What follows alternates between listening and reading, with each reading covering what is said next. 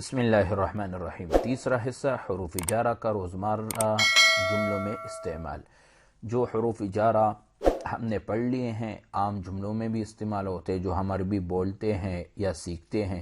مثال کے طور پر آپ کہتے ہیں کہ قلم میز پر ہے، تو پر کے لیے آپ علی لائیں گے، آپ کہیں گے القلم علی المکتب۔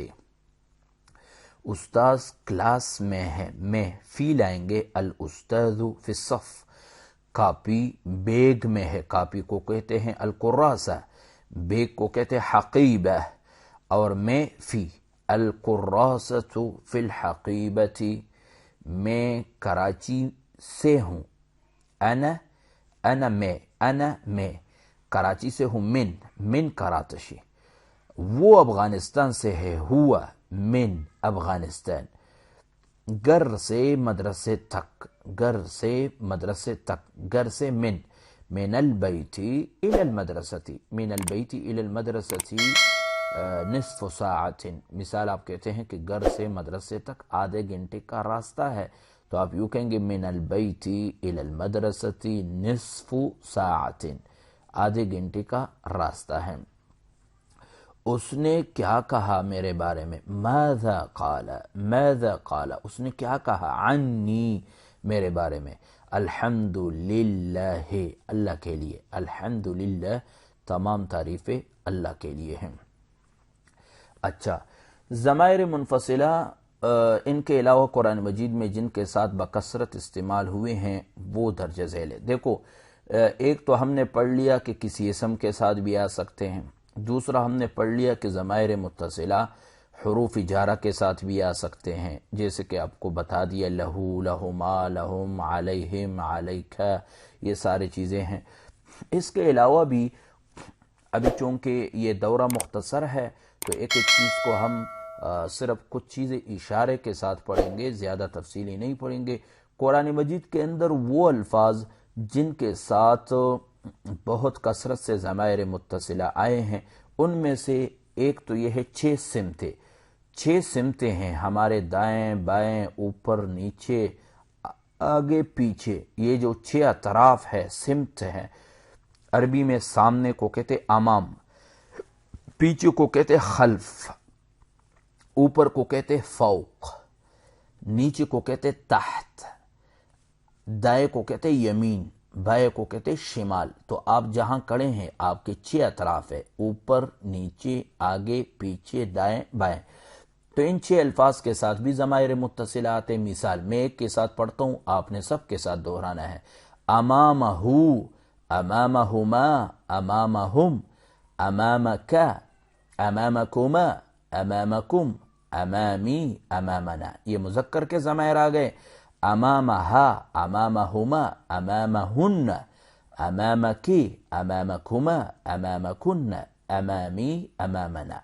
تو دیکھو، لفظ امام کے ساتھ 16 ضمائر آ سکتے ہیں، خلف کے ساتھ 16 ضمائر آ سکتے ہیں، فوق کے ساتھ، تحت کے ساتھ، یمین کے ساتھ، شمال کے ساتھ۔ ترجمہ بھی وہی ہوگا، اس ایک مرد کے دائیں طرف، یعنی مثال آپ یمین ہو پڑھتے ہیں، اس ایک کے دائیں طرف، ان 2 کے دائیں طرف، ان سب کے دائیں طرف، آپ ایک مرد کے دائیں طرف، آپ 2 مردوں کے دائیں طرف، آپ سب مردوں کے دائیں طرف، میرے دائیں طرف، ہم سب کے دائیں طرف۔ پھر مؤنث کے بھی یہی طرح، اسی طرح جو ہیں آپ ترجمہ دہرائیں۔ 6 مشہور الفاظ ہے جو قرآن مجید کے اندر بہت زیادہ استعمال ہے۔ قبلو، قبلو کا معنی ہے سے پہلے، بعدو کا معنی ہے کے بعد، عند کا معنی ہے کے پاس، حول کا معنی ہے ارد گرد، کے پاس بھی اور ارد گرد، مع کا معنی ہے کے ساتھ، اور بین کا معنی ہے کے درمیان۔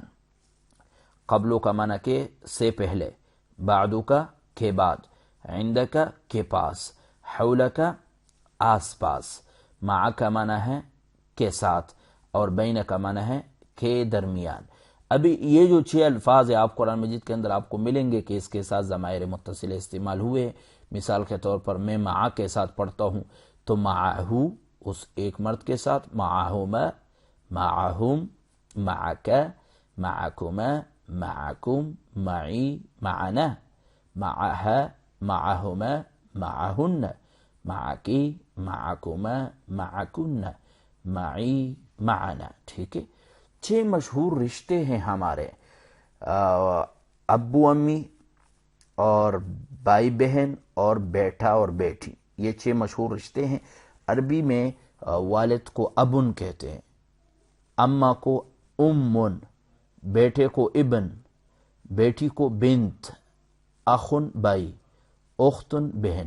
ابھی ان 6 الفاظ کے ساتھ بھی یاد رکھیے ضمائر متصلہ استعمال ہوتے ہیں، جیسے ابوہ، ابوہما، ابوہم، ابوکا، ابوکما، ابوکم، ابی، ابونا، ابوہا، ابوہما، ابوہن، ابوکی، ابوکما، ابوکن، ابی، ابونا۔ ایسے ام کے ساتھ بھی، ابن کے ساتھ بھی، اختہ، مثال اختہ کی صرف ترجمہ سناتا ہوں، اس ایک مرد کا بھائی، ان 2 مردوں کا بھائی، ان سب مردوں کا بھائی، آپ ایک مرد کا بھائی، آپ 2 مردوں کا بھائی، آپ سب مردوں کا بھائی، میرا بھائی، ہم سب کا بھائی، اس ایک عورت کا بھائی، ان 2 عورتوں کا بھائی، ان سب عورتوں کا بھائی، آپ ایک عورت کا بھائی، آپ 2 عورتوں کا بھائی، آپ سب عورتوں کا بھائی، میں ایک عورت کا بھائی، ہم سب عورتوں کا بھائی۔ لہذا آپ نے ان 6 میں سے کسی ایک کے ساتھ، 2 کے ساتھ سارے ضمائر لکھ کر کے ترجمہ کے ساتھ بھیجنی ہے۔ اسی طرح دہرانا بھی ہے، یاد بھی کرنا ہے۔ چند الفاظ آپ سیکھ کر کے طریقہ سیکھ لیا ہے، پھر خود بخود جملے بناتے جائیں۔